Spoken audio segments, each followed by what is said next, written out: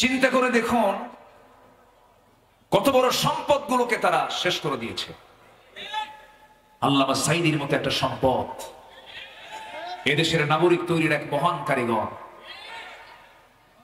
মীর কাসেম আলী মিন্টুর মতো একজন সুদক্ষ এদেশের একজন সূক্ষ্ম নাগরিক গড়ার কারিগর,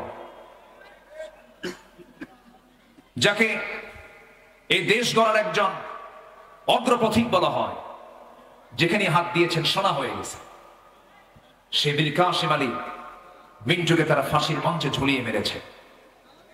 এদেশের শুধু নয়, দক্ষিণ এশিয়ার বৃহত্তম একটি ইসলামী ছাত্র সংগঠন শহীদি কাফেলা, দুর্জয় কাফেলা, এক সাইমুম, এক ঝড় বাংলাদেশ ইসলামী ছাত্র শিবিরের প্রতিষ্ঠাতা সভাপতি ছিলেন মীর কাসেম আলী মিন্টু।